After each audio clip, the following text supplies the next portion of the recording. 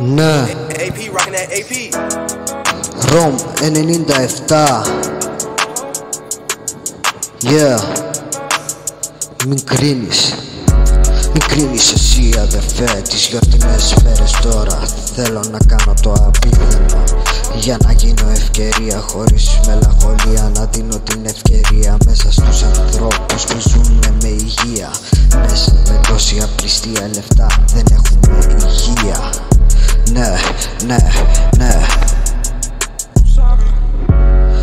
Μη κρίνεις τώρα που είναι γιορτές και κάνε να νιώσουν οι άλλοι με τις σιωπές και δείξε αυτό που λένε αυτοί, ότι μη κρίνεις για να κρυθείς κι εσύ. Yeah, ναι, okay, yeah.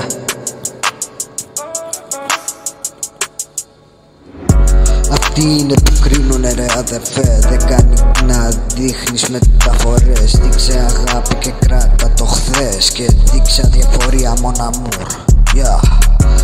Πάμε μαζί, δώσε ευκαιρίες στο να σε δουν. Αγάπα τον εαυτό σου πρώτα απ' όλα και να μην κρίνεις διαφόρους, αλλιώς θα σε πάρει κάτι φόρα. Ναι, μην κρίνεις τώρα που είναι γιορτές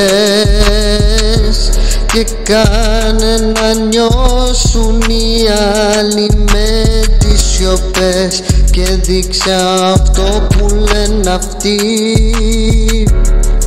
ότι μην κρίνεις για να μην κρυθείς κι εσύ.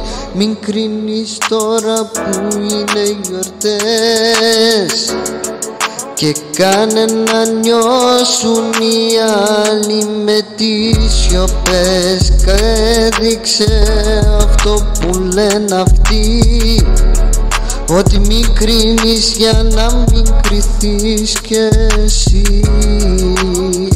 Ναι, Rom 97. Yeah.